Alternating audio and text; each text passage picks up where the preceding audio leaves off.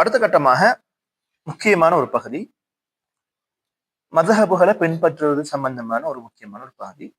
இந்த மதஹபுகளை பின்பற்றுறதுங்கிற சொல்லக்கூடிய இந்த பகுதியை பொறுத்தவரையில ரெண்டு பகுதியை நாங்க பார்க்கணும். ஒண்ணு, மதஹபை பின்பற்றுவது தொடர்பாக எல்லாருமே இணங்கி போகக்கூடிய பகுதியும் இருக்குது. மதஹபுகளை பின்பற்றுவது தொடர்பாக ஒரு சில கருத்து வேறுபாடு இருக்கக்கூடிய பகுதிகளும் இருக்குது. ரெண்டு பகுதியாகத்தான் நாங்க இதை அணுகணும். அதுல முதலாவது பகுதிக்கு நாங்க வருவோம். இந்த மதஹபுகளை பின்பற்றுவது சம்பந்தமாக இணக்கப்பாடான கருத்துகள் உலமாக்கள்கிட்ட என்னன்னு கேட்டா, அதுல ஒண்ணு தம்முத்தாசு. எந்த மதஹபுலையும் நாங்க பிடிவாதமாக இருக்கக்கூடாது, கண்மூடித்தனமான பிடிவாதமாக நாங்க இருக்கக்கூடாது. இது எந்த அறிஞர்களுமே ஏற்றுக்கொள்ள மாட்டாங்க. ஏன்னா எந்த அளவுக்குண்டா இன்னொரு மதஹபாக இருக்கக்கூடிய ஒரு ஆளை பார்த்து அவர் அந்த மதஹப்ல இருக்கிறாரு, அவர்கிட்ட நாங்க பொண்ணு எடுக்கக்கூடாது, கல்யாணம் முடிச்சு கொடுக்க கூடாது, இது ஹனஃபியா இருக்கிறார், எனவே அவங்கள்ட்ட பிள்ளையை கொடுக்க கூடாது, இவர் ஷாஃபி அதனால இவர்கிட்ட மாப்பிள்ளையை கொடுக்க கூடாதுன்னு சொல்லி ஒரு வகையான இந்த விரோதம் பாராட்டக்கூடிய அமைப்புல அந்த கடும் போக்குத்தன்மை இருக்கு. இது எந்த அறிஞர்களுமே ஏற்றுக்கொள்ள மாட்டாங்க.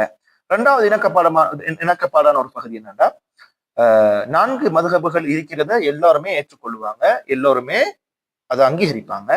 அதே போல அதை இல்லாமக்கணும், அடிச்சொலிக்கணும், அதை முழுமை அழிக்கணுங்கிறதாக யாருமே எந்த அறிஞர்களுமே அதுக்கு முன்மொழிவு சொல்ல மாட்டாங்க. அது முக்கியமான ஒரு கூற்று. ஏன்னா இப்ப நாங்க பாக்குறோம் மதுஹபுகளே தேவையில்லை, எல்லாம் குப்பை என்று சொல்லக்கூடிய ஒரு கல்ச்சரும் இருக்குது.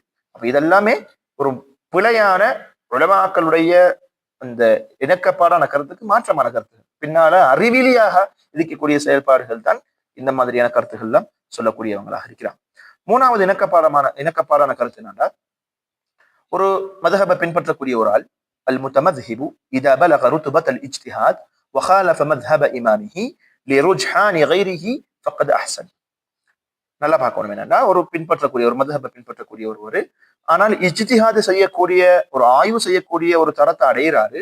இந்த இடத்துல இமாமுக்கு மாற்றம் செய்யறாரு, மதஹபுடைய இமாமுக்கு மாற்றம் செய்யறாரு. ஏன்?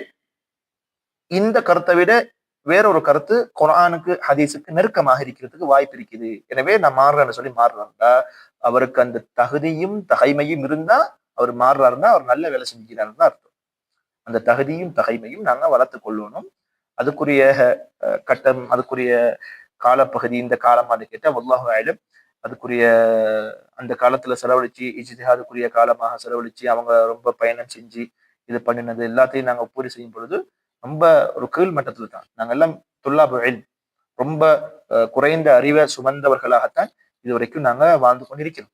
உலமாக்கள் இருக்கிறாங்க அல்ஹம்துலில்லாஹ், ஆனால் அவங்க கூட இந்த மாதிரியான ஒரு அமைப்புக்கு வருவாங்களான்னு கேட்டா உடனடியாக இந்த மாதிரியான கருத்துக்களுக்கு எல்லாம் வரமாட்டாங்க. காரணம் இஜ்திஹாதுடைய அந்த முசவ்விகாத்துகள், அதுக்குரிய தகைமைகளை உருவாக்கக்கூடிய வளர்த்துக் கொள்ளக்கூடிய எல்லாருக்குமே தேவைப்பாடு இருக்கு. எனவே அதை நாங்க புரிஞ்சு கொள்ள வேண்டியதாக இருக்கு.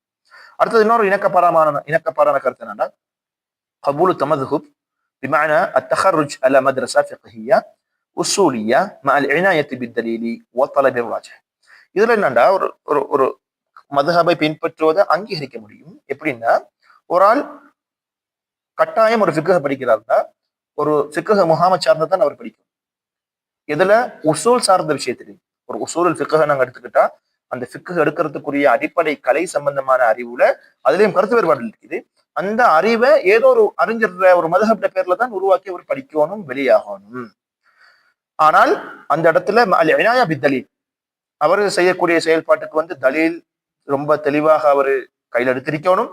அதே போல ராஜிஹ், எது ஏற்றமானது வலுவானதுங்கிறதையும் அவர் வேண்டி நிற்கணும். சுருக்கம் என்னன்னா, உலகத்துல இந்த ஃபிக்ஹ் கலையில துறையில பெரும் இமாம்கள், அஹ்லு சுன்னா சார்ந்த பெரும் இமாம்கள் இருக்கிறார். எந்த இமாமும் பிற்பட்ட காலத்துல ஒரு இமாமை நாங்க அடையாளப்படுத்த முடியாது, இவர் டிரெக்டாகவே ஃபிக்ஹ் குர்ஆனிலும் ஹதீஸிலும் இருந்து ஒரு மதஹபை உருவாக்குனாருன்னு சொல்லி நான் சொல்றேன். பிற்பட்ட காலத்துல யாரையுமே சொல்ல முடியாது. எந்த இமாமா இருந்தாலும் ஏதாவது ஒரு மதஹபை ஒரு இமாம தழுவிதான் அவங்களுடைய ஃபிக்ஹ ஆரம்பிப்பாங்க. பெரும்பான்மையான உலமாக்கள் ஒரு மதஹபுல இருந்து கொண்டு ஒரு சில கருத்துக்கள் மாற்றம், அது ரொம்ப ஆழம், அது இஜ்திஹாதுடைய தன்மை இருந்தா இது ஒரு சில இடங்கள்ல நாங்க மாற்றம் செய்யலாம், ஒரு சில இடங்கள்ல நாங்க இதுக்கு முரண்படலாம், காரணம் இது ரொம்ப தெளிவாக இருக்குதுன்னு சொல்லி மாறுவாங்களே தவிர முழுமையாக அச்சட்டாக அடியோட நான் எந்த மதஹப்லயும் இல்லை, நான் குர்ஆனும் ஹதீஸும் எனக்கு டிரெக்டா எனக்கு சொல்லி தந்திருக்கு, நான் போறேன்னு சொல்லி ஒரு இமாம காட்ட முடியாது. அப்ப அந்த வகையில ஒரு உசூல் அடிப்படையில ஒரு ஃபிக்ஹ் முஹாமத் சார்ந்துதான் ஒரு ஆள் உருவாகணும், ஒரு ஆள் ஃபிக்ஹ் படிக்கணும், ஒரு ஆள் தலீலை தேடணும், ஒரு ஆள் வலுவான ஆதாரங்களை வலுவான சட்டத்திட்டங்களை படிக்கணும்ங்கிறத இது சொல்றாங்க. இது எல்லாமே உலமாக்களும் இணக்கமாக சொல்லக்கூடிய ஒரு கருத்து. அதனாலதான் எந்த இமாமும் ஒரு மதஹப் உசூல் இல்லாம இந்த உலகத்துல அவங்க என்ன செய்யலாம், தன்னுடைய ஃபிக்ஹ ஆரம்பிக்கல. எனவே அதை நாங்க ஆழமாக புரிஞ்சு கொள்ள வேண்டிய தேவைப்பாடு இருக்கு. அதுக்கு பின்னால ஜவாசு அஹதில் முத்தமத்ஹிபி பிகௌலி இமாமிஹி நாசிபன் லஹு இலா இமாமிஹி மஅ கனாஅத்திஹி பிருஜ்ஹானிஹி பஅத நظரிஹி ஃபி அதில்லத்தில் அக்வால். இப்போ ஒரு மதுஹபை பின்பற்றக்கூடிய ஒரு ஆள் ஒரு இமாமுடைய தன்னுடைய மதுஹபுடைய இமாமுடைய கவுல் எடுக்கும் பொழுது அந்த கவுல் இமாமுக்குரியதுங்கிறதாக அவர் சுட்டி காட்டுறதோட அவர் நடைமுறைப்படுத்துறாரு. எப்படின்னு சொன்னா, இது உண்மையிலேயே குர்ஆனுக்கும் ஹதீஸுக்கும் வலுவானதாக தன்மையோட அதை செய்யறாரு. அதுவும் அவர் ஆதாரங்களையும் அதில்லாக்களையும் பார்த்து கொண்டு தெளிவான ஒரு முடிவோடு இருந்து செய்யறாரு. அந்த ஒரு மதஹபுடைய கருத்து செய்யறாரு, அந்த இமாமுக்குரிய அந்த கருத்து. ஆனா இதுக்கு ஆதாரங்கள் இருக்குதுன்னு சொல்லி ஒரு ஒரு விஷயத்தை அவர் நடைமுறைப்படுத்துறாரு, சட்டத்தை செய்யறாருன்னு சொன்னா இதுல எந்த தடையும் இல்லை. ஆனா பார்க்கறதுக்குரிய தகைமைகளும் இஜ்திஹாதுக்குரிய அமைப்புகளும் இருக்கணும்.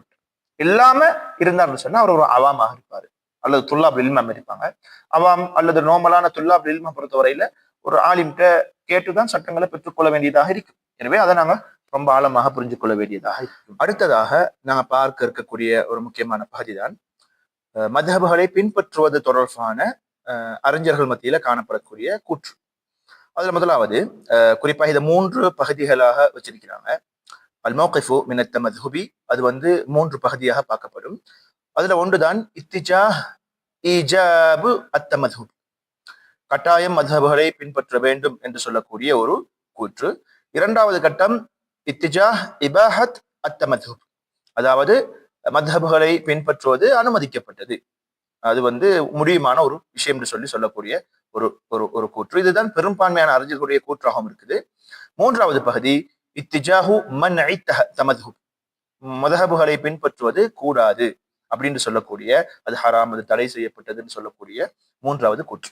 இந்த 3 கூட்டையும் நாங்க கொஞ்சம் ஆழமா பார்த்தோம்னு சொன்னா, இமாம் ஷேக் முஹம்மது அல் அமீன் ஷின்கீத்தி ரஹ்மத்துல்லாஹி அலைஹி அவங்க சொல்றாங்க. இப்ப முதலாவது பகுதிக்கு வருவோம்.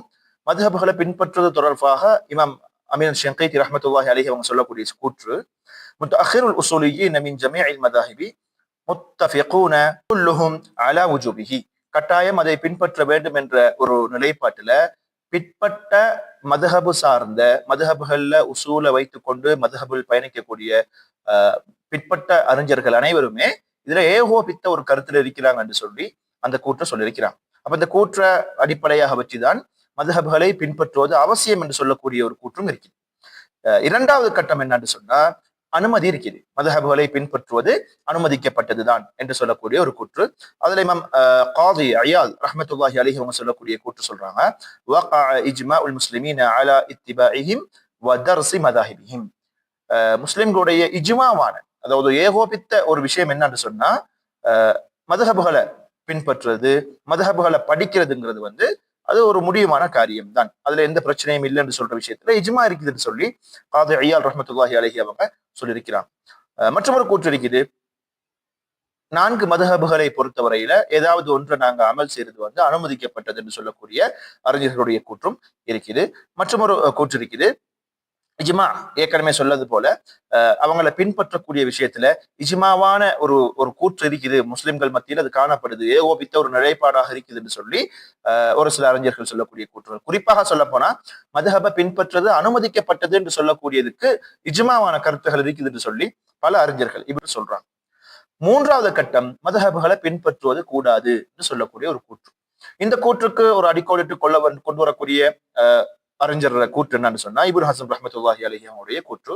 அவங்க லாஹிரின்னு சொல்லி நம்ம ஏற்கனவே மத்ஹபு லாஹிரா சம்பந்தப்பட்ட சந்தர்ப்பத்துல நாங்க பார்த்தோம்.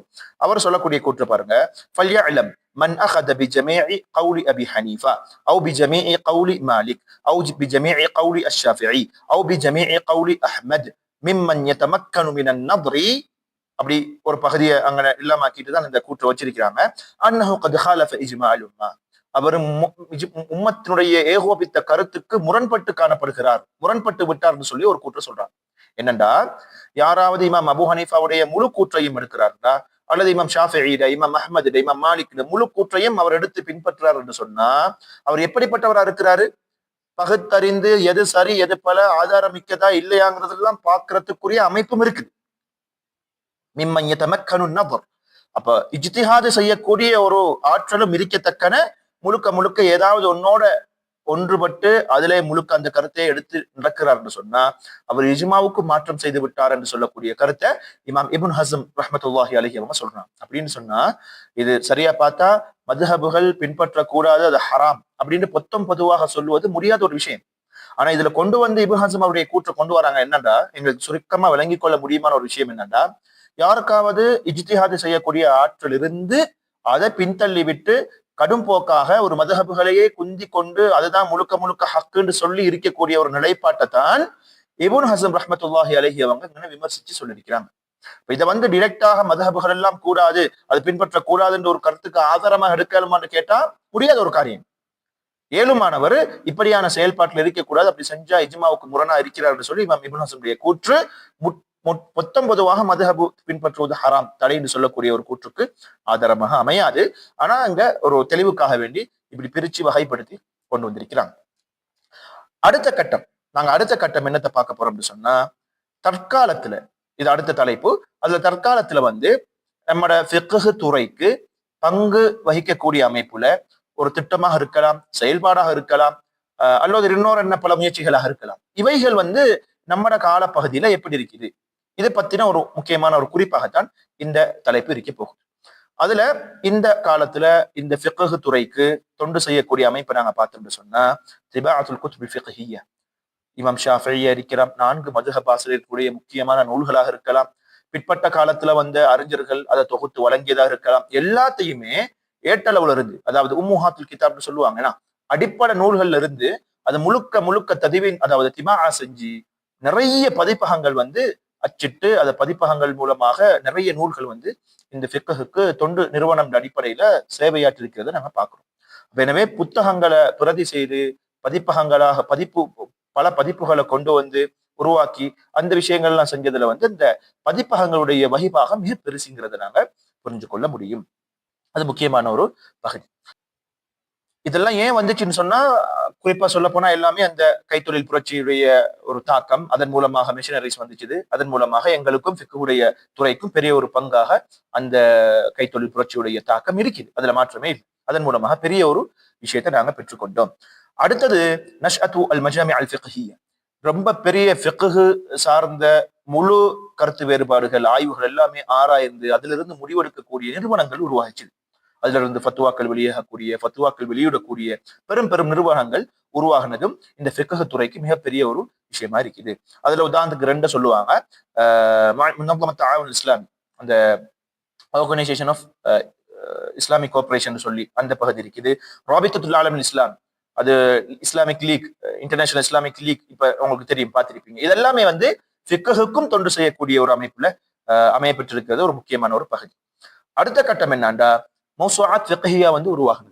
அதாவது ஃபிக்ஹ் சார்ந்த முழு ஒரு களஞ்சியமாக சகல கருத்துகளையும் சகல கருத்து வேறுபாடுகளையும் சகல மதுஹபுகளையும் ஒன்றிணைத்து ஃபத்துவாக்களாக அல்லது நூல்களாக அல்லது கூற்றுகளாக பெரும் பெரும் ஒரு ஒரு ஒரு களஞ்சியமாக எங்களுக்கு கிடைச்சதும் அதை நாங்க உதாரணமாக சொல்லலாம்.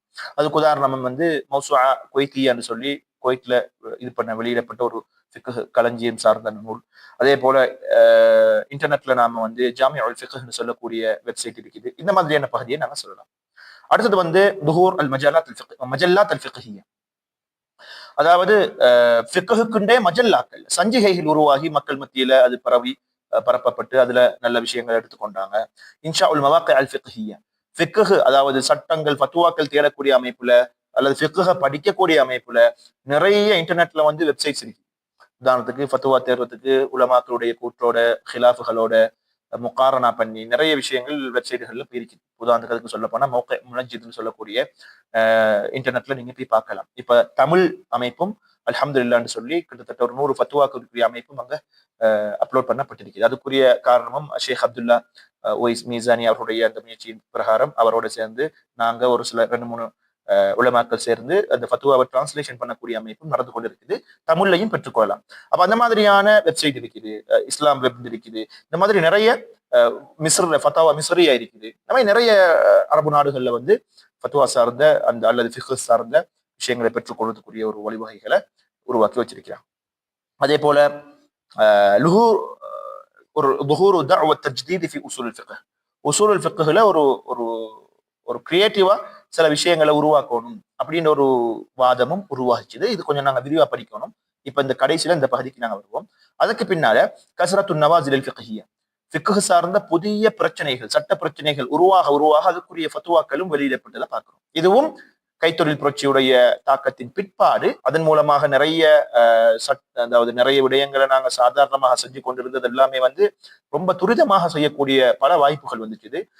போக்குவரத்து துறையாக இருக்கலாம், இன்னொரு என்ன அல்லது ப்ராடக்ட் உருவாக்கக்கூடிய துறையாக இருக்கலாம். எந்த பகுதியிலையுமே இஸ்லாமிய சட்டங்களோட நாங்க டச் பண்ணி இது சரியா பிள்ளையா, இதனுடைய ஹுக்கும் என்னங்கிற தேடல்கள் எல்லாம் மேற்கொள்ள வேண்டிய ஒரு தேவைப்பாடு அந்த கைத்தொழில் புரட்சிக்குரிய விளைவாக அமைஞ்சதை நாங்க பார்க்கிறோம். அப்ப அதனால புதிய புதிய ஃபத்வாக்கள், புதிய சிறப்பு கொரோனாவை நாங்க பாக்குறோம். கொரோனா காலத்துல பல ஃபத்வாக்கள், பல புதிய பிரச்சனைகளுக்குரிய தீர்வுகளாக விட்டாங்க. அதுல அந்த சஃபுகள்ல நிக்கிறதுக்குரிய சட்டத்தை புதுசாக ஆய்வு செஞ்சு உருவாக்கி எங்களுக்கு ஃபத்வாக்களாக தந்தாங்க. இந்த மாதிரி பல விஷயங்கள் இருக்குது. அடுத்தது குல்லியத் ஷரஇய்யா வல் அக்ஸாம் அல் ஃபிக்ஹிய்யா, யூனிவர்சிட்டிஸ்ல நீங்க பாத்தீங்கன்னு சொன்னா நிறைய இடங்கள்ல இஸ்லாமிக் டிபார்ட்மெண்ட் அதுல இஸ்லாமிக் டிபார்ட்மெண்ட்ல என்னென்ன இஸ்லாமிக் சைட்ல ஸ்பெஷல் இருக்குதோ அதுக்குரிய அமைப்பு எல்லாம் கொண்டு குறிப்பாக ஃபிக்ஹுக்கும் ஒரு முக்கியமான இடத்தை கொடுத்திருக்கிறான். அந்த ஃபிக்ஹ் துறையில ஈடுபடக்கூடிய அந்த டிபார்ட்மெண்டாக இருக்கலாம் அல்லது அந்த தஹசுஸாக ஸ்பெஷலாக இருக்கலாம்.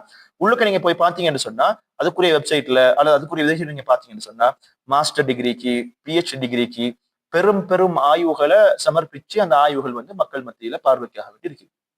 இந்த மாதிரியான விஷயங்கள் எல்லாமே தற்காலத்துல ஃபிக்ஹுக்கு தொண்டு செய்யக்கூடிய ஒரு விஷயமாகத்தான் அமைந்திருக்கிறத நாங்க பாக்குறோம். அதுல முக்கியமா நாங்க பாக்குறோம், அதாவது ஏற்கனவே நாம சொன்ன மாதிரி கட்டாயமா பார்க்க வேண்டிய ஒரு பகுதின்னு சொன்னோம், உசூலுல் ஃபிக்ஹ்ல ஒரு புதுமையை உருவாக்க வேண்டும் என்ற ஒரு வாதம். இதை நாங்க எப்படி புரிஞ்சுக்கிறோம்னு சொன்னா, இமாம் ஷாஃபி ரஹ்மத்துல்லாஹி அலைஹி அவங்க ரிசாலா என்ற நூலங்களுக்கு தந்தாங்க. அவங்க தான் முதலாவது உசூலுல கோர்வை செஞ்சு ஒரு நூலாக தந்த ஒரு மிக பெரும் ஒரு இமாம். அப்ப அந்த இமாமுடைய அந்த அடிக்கோட முக்கியமாக கருத்துல கொண்டு நிறைய அறிஞர்கள் பின்னால உசூலுல் ஃபிக்ஹ்ல நிறைய நூல்களை தொகுத்தாங்க. அந்தந்த காலத்துக்கு ஏற்றிருப்ப ஷரஹ்களை விரிவாக்கங்களை செஞ்சாங்க. இந்த மாதிரியான விஷயங்கள் எல்லாமே நாங்க பார்க்கலாம். இப்ப சொல்ற விஷயம் என்னண்டாங்க, நாங்க என்ன விளக்கம்னா சரியாக புரிஞ்சுக்கொள்ளணும். கோர்வை செய்யறது, விரிவாக்கம் செய்யறது, இந்த மாதிரியான விஷயங்களை பொறுத்தவரையில ஒரு அழகிய முறையில ஒழுங்குபடுத்தப்பட்டு அந்த காலத்துக்கு ஏற்ப கொடுக்கறது தான் கருத்தை ஒழிய நாங்க புதுமையாக உசூல் ஃபிக்ஹை உருவாக்கணும்ன்ற ஒரு அமைப்புக்கு நாங்க இதை சிந்திக்க கூடாது. ஒரு சிலர்கள் அப்படி சிந்திக்கக்கூடியவங்களும் இந்த உலகத்துல பெருக்கிதான் செய்யறாங்க.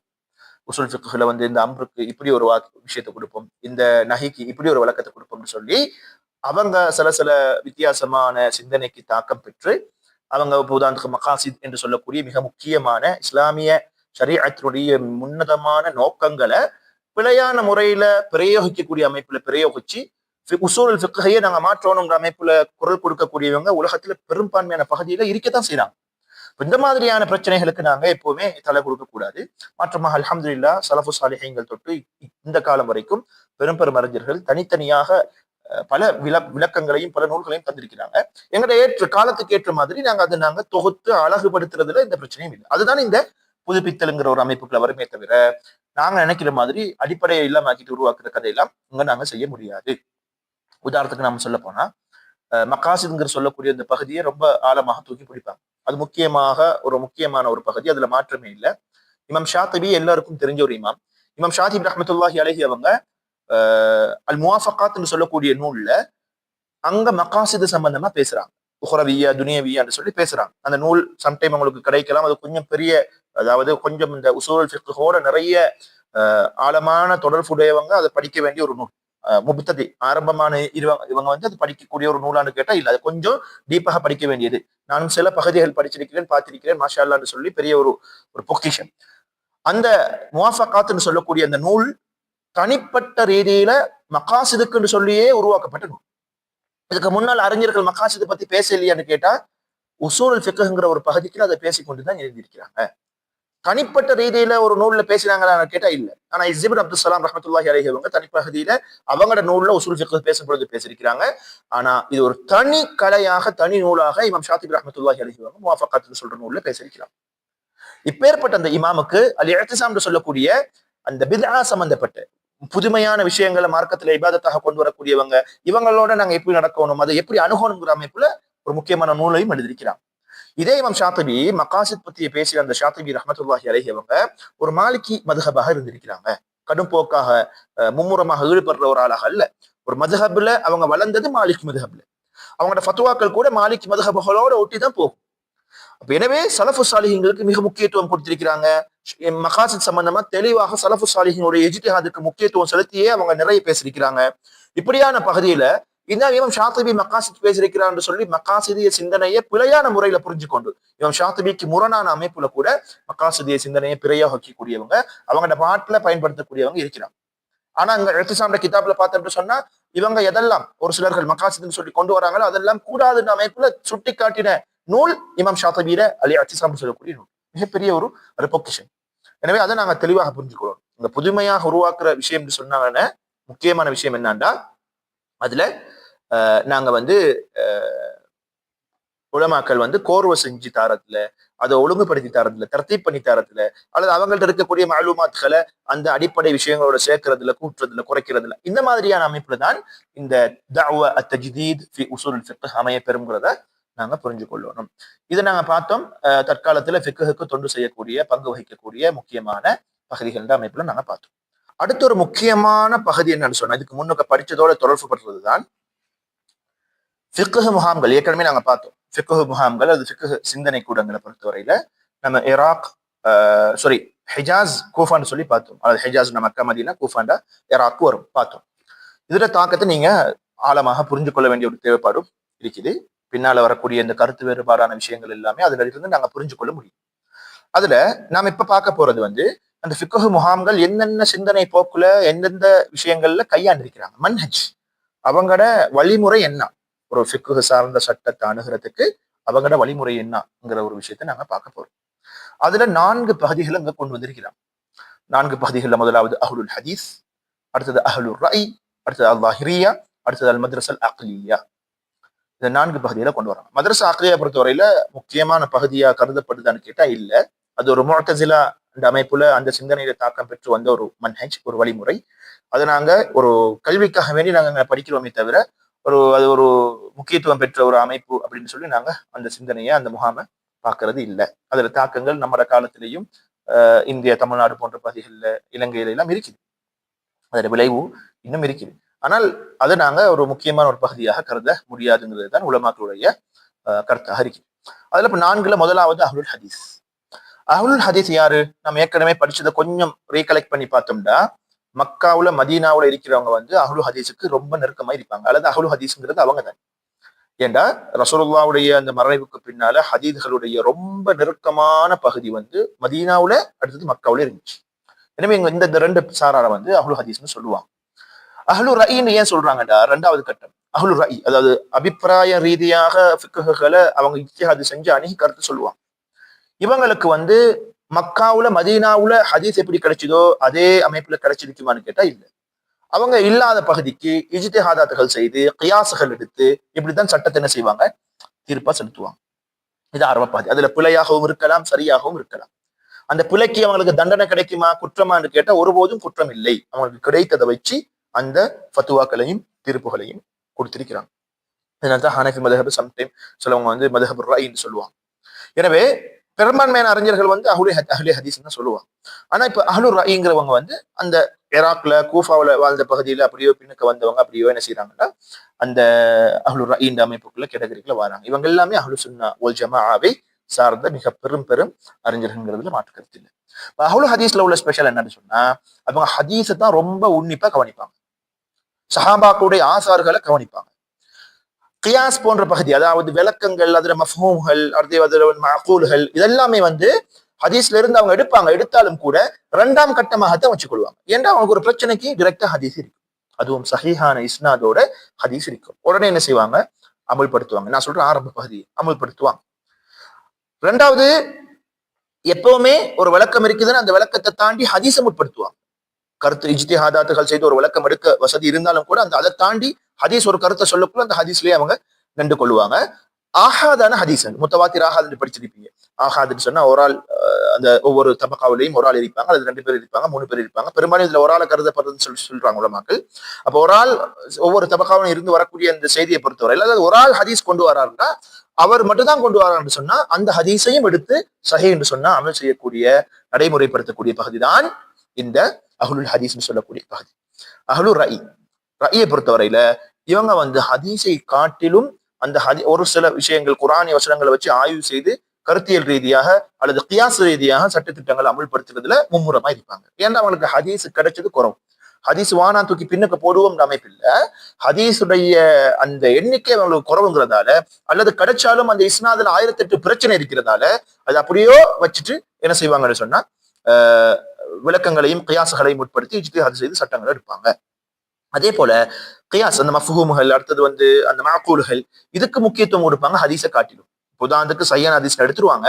ஆஹாதான ஹதீஸ்டா சஹீஹா இருந்தாலும் கூட ஒரு சில சந்தர்ப்பங்கள்ல, எல்லா சந்தர்ப்பங்களையும் ஒரு சில சந்தர்ப்பங்கள்ல குர்ஆனுடைய வசனங்களையும் அவங்களுடைய இஜ்திஹாதையும் போட்டு அந்த ஹதீஸையும் காட்டிலும் சட்டங்கள் எடுப்பாங்க.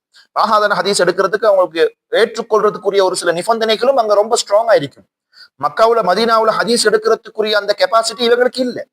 எனவே அந்த ஆஹாதான ஹதீஸை முழுக்க மறுக்கிற ஒரு சமூகமாக அவங்க அல்ல, மாற்றமாக அதை ஏற்றுக்கொள்ற விஷயத்துல கடுமையான ஒரு நிபந்தனை போக்கு அவங்கள்ட்ட இருந்துச்சு. அதனால என்ன செஞ்சாங்கன்னா விளக்கங்களை, இஜ்திஹாதுகளுக்கு, ரொம்ப கியாசுகளுக்கு முக்கியத்துவம் கொடுத்து பயணிக்கக்கூடியவங்களா தான் இந்த மத்ரஸத்து அஹ்லிர் ரஇ இவங்க இருப்பாங்க. மூணாவது கட்டம் யாருடா?